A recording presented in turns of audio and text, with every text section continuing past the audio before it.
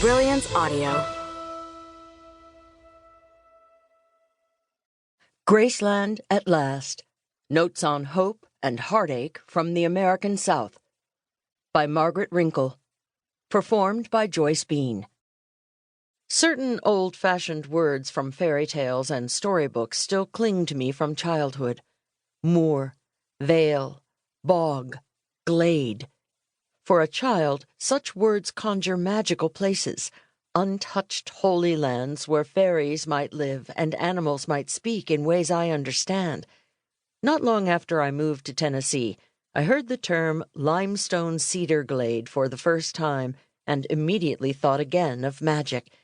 But I've been here almost 32 years now, and until last week I had never visited the site of one of conservation's greatest success stories, the Tennessee coneflower.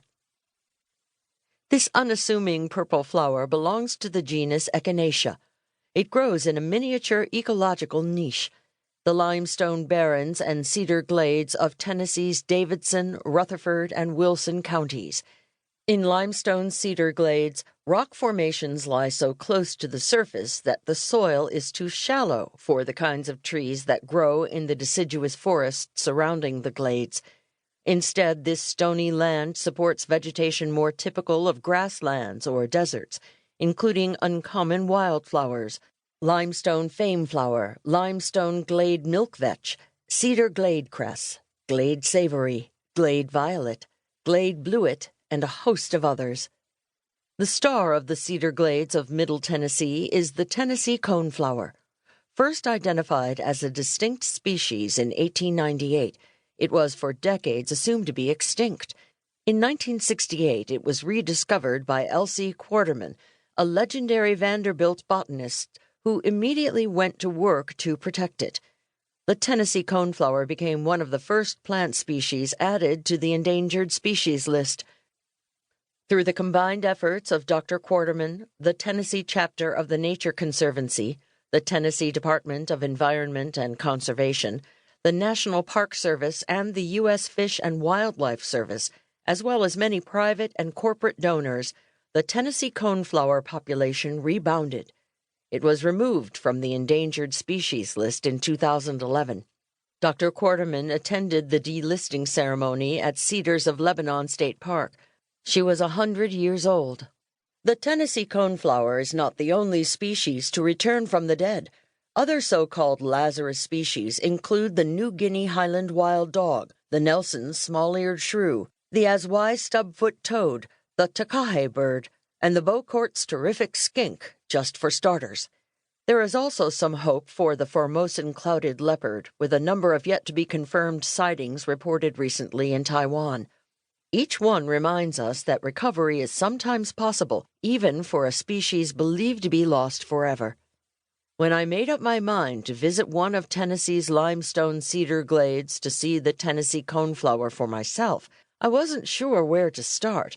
Today, there are 35 colonies of the plant spread out across 6 different populations in Middle Tennessee, and some are far more accessible than others.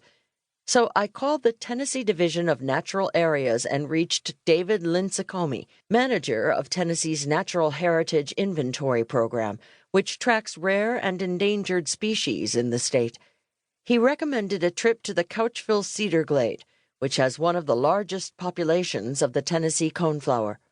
This particular colony is also easily reached via a level footpath, no GPS device required. I knew what a limestone cedar glade is supposed to look like, more like a desert than the magical forest clearings of European fairy tales. But I was caught off guard by the alien nature of the landscape I found. The limestone glade is ringed by a kind of prairie, grasslands blooming outrageously with wildflowers, gray-headed coneflowers and Queen Anne's lace and butterfly weed and pasture roses. There were thousands of Tennessee coneflowers blooming all over the grasslands, too, and like the other wildflowers, they were covered with bumblebees and butterflies. But what amazed me was the way they also bloomed right in the rocky barren of the limestone glade itself. They grew in the middle of the rocky path next to the prickly pear, Tennessee's native cactus. They popped up out of what seemed to be solid stone. I would not have been more surprised to find flowers blooming on the moon. There's a great danger in hope, as Roxane Gay has pointed out. Hope allows us to leave what is possible in the hands of others, she writes in the New York Times. When we hope, we have no control over what may come to pass. We put all our trust and energy into the whims of fate. We abdicate responsibility. We allow ourselves to be complacent.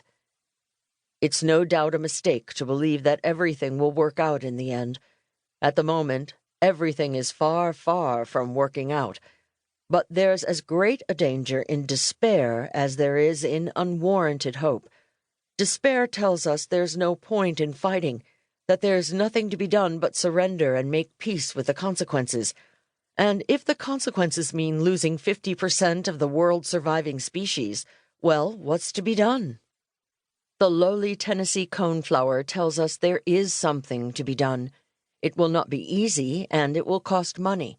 It will not be solved by government alone, by the market alone, by advocacy alone, or by personal responsibility alone. It will require everything we have, all the resources we can marshal. But it can be done.